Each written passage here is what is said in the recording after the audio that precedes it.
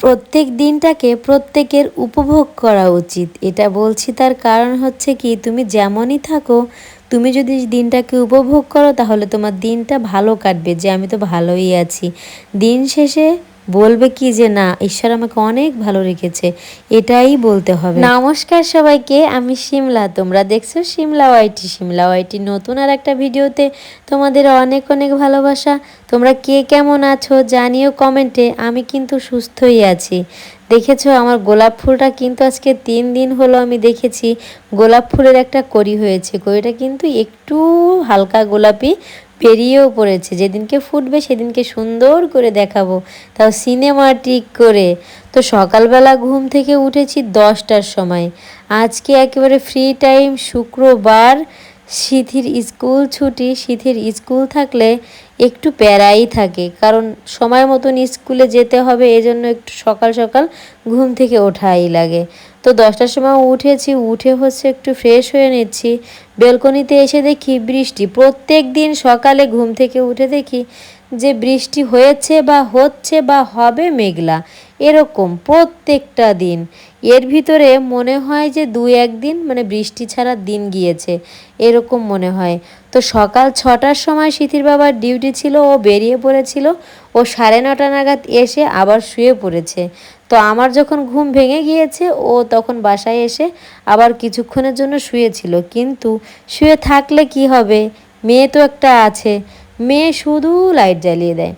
আমার রুমে এসে শুধু লাইট জ্বালিয়ে দেয়। এত বলি বাবা তুমি ওই রুমে যাও, ঠাম্মার রুমে যাও। তো এখন যেহেতু 10টা বাজে, গতকালকে বিকালের দিকে খেয়েছি আর খাইনি, এখন একটু খিদেও লেগেছে। কিন্তু সকালবেলা ঘুম থেকে না উঠলে তো রান্নাও হয় না। আর সকালে রান্নার প্যারাও নেই, হালকা পাতলা ঘরে যা থাকে সেটা খেয়েই চলে যায়। তারপরে হচ্ছে রান্না করতে চলে যায় ওই 11টা নাগাদ। দুপুরে রান্না বান্না করে তারপর হচ্ছে খাই। আর আজকে সিথির বাবা বলল কি যে ও নাকি বাসায় খাবে না, ওর নাকি দাওয়াত আছে কোথায়, ও দাওয়াত খাবে। আর আমি কি খাবো তাহলে? আর শাশুড়ি মাও বাসায় নেই, দুজন থাকলে তো কিছু একটা তরকারি রান্না করতাম।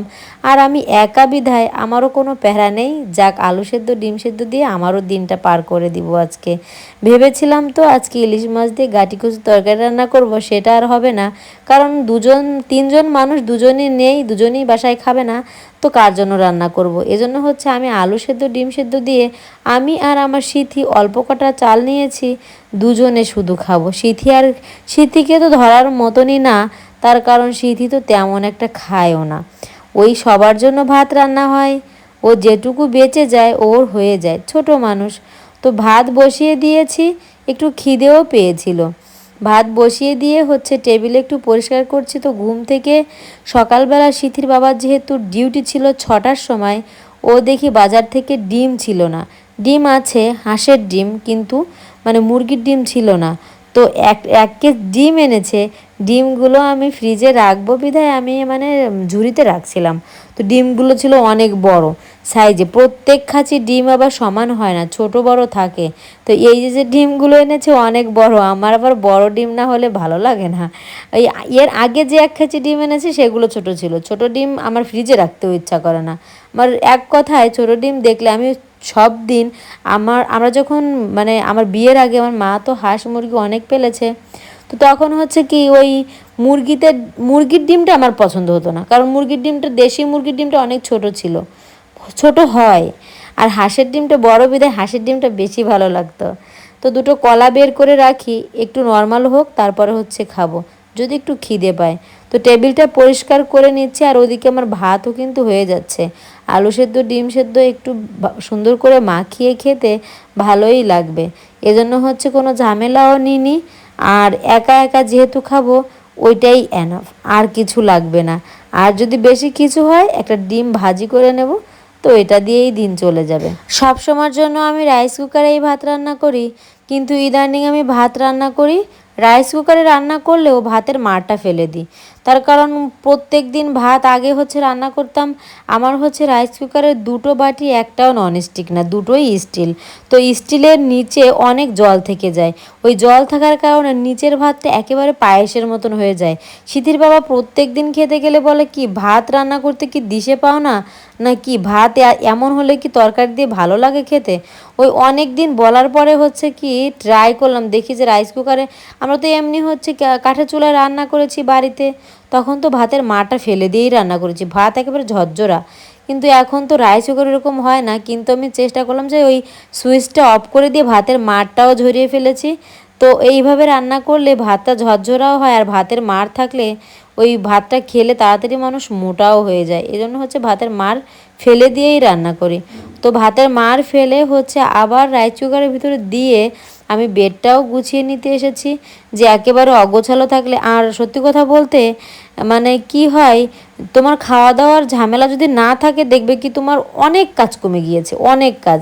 আমি গত ভিডিও এডিট করার সময় বলতে গিয়েছিলাম যে আসলে দেখো, এই দুনিয়াতে যদি খাওয়া না থাকতো তাহলে হচ্ছে কি তোমার মানে আদার্স কোনো কাজ নেই, তুমি কিসের জন্য কাজ করো বলো তো? এই দেখো একটা ভালোবাসা, আমার বাড়িওয়ালা কাকু এটা দিয়ে গিয়েছে আমাকে। সেদিনকে আমি খেয়েছিলাম আর বলেছিলাম যে কাকু আর আছে, তো বলেছিল নেই। তো এই কাঁঠালের আটিগুলো অনেক মিষ্টি ছিল, এই জন্য সে ছুলে আমার হাতে দিয়ে গিয়েছে। এই ভালোবাসাগুলো আমার খুব ভালো লাগে। আমি যে বাসায় ভাড়া থাকি, এনারা কিন্তু মুসলমান, কিন্তু এত ভালো মানুষ, আমি এনাদের পেয়ে আমি অনেক খুশি। জানো না মানে কি বলবো, যে আমার কাছে মনে হয় কি যে মানুষ হিন্দু মুসলমান কারোর গায়ে লেখা থাকে না। হ্যাঁ, এটা হচ্ছে মানে মানুষের ব্যবহারে পরিচয় পায় হিন্দু মুসলমান। হ্যাঁ, কিন্তু এই কাকা আমাকে অনেক ভালোবাসে, আর আমিও মানে কাকাকে সেইভাবেই আমার বর্তমানে আমার যে গুরুজনেরা, আমার শ্বশুর, তিনটে শ্বশুরের একটাও নেই, তিনজনই মারা গিয়েছে। আমি শ্বশুরের মতনই ওনার সামনে গেলে আমি ঘোমটা দিয়েই যাই, আমার ভালোই লাগে কাকাকে। বললাম না, ওই কাঁঠালের আটি দেখলে, কাঁঠালের আটিগুলো মিষ্টি বিধায় আমাকে দিতে নিয়ে এসেছে, ওই দোতলা থেকে নিচে এসেছে কাঁঠালেরগুলো দিতে, মানে কাঁঠালের আটিগুলো দিতে। তো শীতের বাবা এই যে চলে যাচ্ছে, তো এখন বাজে ওই 12টা মতন। আর শুক্রবারের দিনে একটু ফ্রি থাকে, কিন্তু ইদানিং তো ডিউটির চাপের কারণে হচ্ছে শুক্রবারও মানে শুক্রবার নেই। আজকে এই যে যাচ্ছে, আর কখন আসবে সেটা আমিও জানি না আর ও জানে না, যেহেতু দুপুরে খেতে আসবে না। আর দুপুরে খাওয়ার চাপ থাকলে দেখা যাচ্ছে কি অন্তত একটু খেতে হলেও বাসায় আসে, কিন্তু দুপুরে খাওয়া না থাকলে ওর দিন কেননা চলেই গেল, মানে ডিউটিতে। আর অনেক সময় কি হয়, ডিউটি না থাকলেও মগরামি করেও বাসায় আসে না, মানে ওই ব্যাটসম্যানদের সাথে বা অন্য আছে সিনিয়র জুনিয়র আছে তাদের সঙ্গে গল্প আড্ডাতেও দিন পার করে দেয়। কিন্তু বেশিরভাগ সময় 99% সময় হচ্ছে ডিউটিই থাকে, ও অবসর সময় তেমন হয় না, আর হলেও ওটুক বিনোদন তো দিতেই হয়। তো কিছু গেঞ্জি হচ্ছে ধুয়ে রেখেছিল আমার শাশুড়ি মা, আমি ওর গেঞ্জিগুলো একটু স্পেশাল করে রাখি। ও যে এত খিটখিটে, এত ছিকছিকানো, মানে আমার সময় সময় মানে একেবারে মেজাজ খারাপ করে দেয়। তখন একটা গেঞ্জি একবার পরবে, সেই গেঞ্জি আর পরবে না।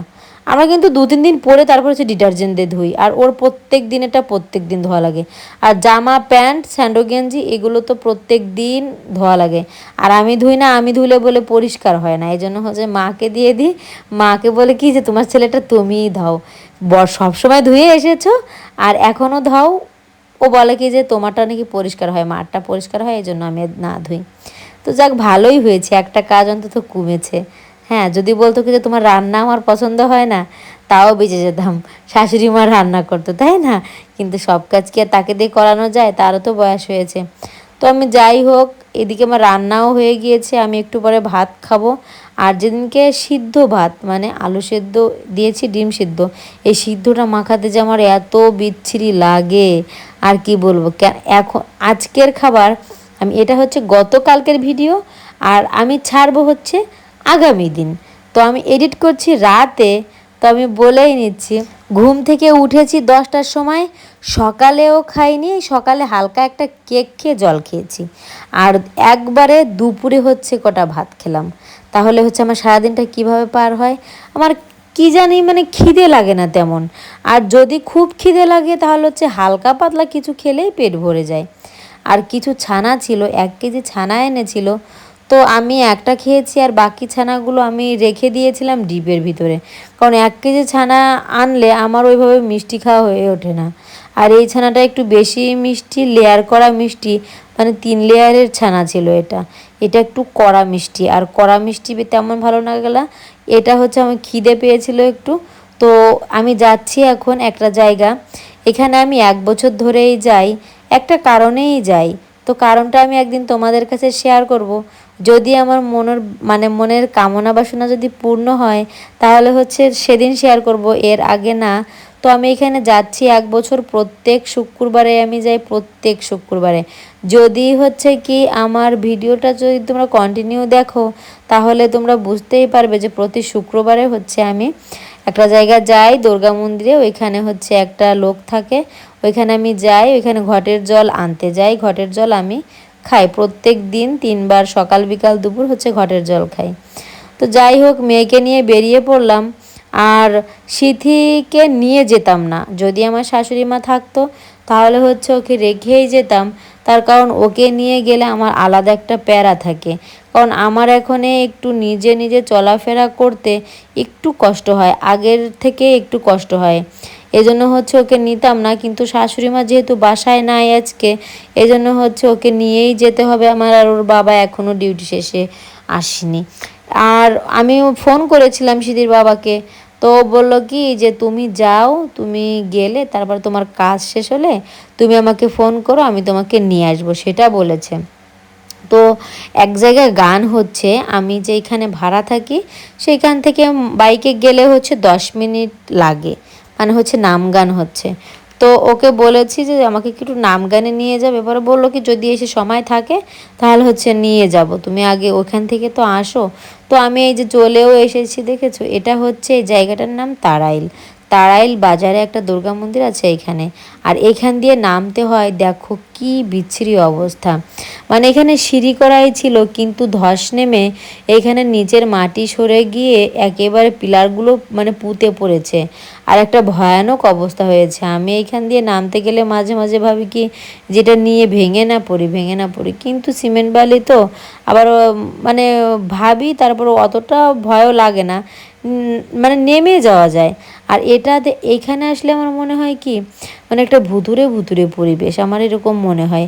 তার কারণ এই বাজারটা আগে নাকি অনেক জমজমাট ছিল, ইদানিং এই বাজারটায় মানে শুনশান শুনশান, মানে আর এখনে হচ্ছে সত্যি কথা বলতে প্রত্যেকটা জায়গা আনাচে কানাচে অলি গলিতে সব জায়গায় বাজার দোকানপাট হয়ে গিয়েছে। এজন্য হচ্ছে এখানে আর মানে তেমন লোকজন হয় না, কম হয়, সকালের দিকে বেশি হয়, বিকালে কম হয়। তো এই যে চলে এসেছি আমি, এই যে এখানে হচ্ছে প্রত্যেক শুক্রবারে আসি, এসে কিছুক্ষণ থাকি, আমার মনে যে চাওয়াটা আছে সেটা বলি, না জানি ঈশ্বর আমার চাওয়াটা কি পূরণ করবে কি না করবে। এইখানে হচ্ছে দুর্গা মন্দির, এখানে প্রতি বছরই দুর্গা পুজো হয়। আর ওই যে যে বাবাটাকে দেখতে পাচ্ছ উনি হচ্ছে এখানে অনেক রুগী দেখে।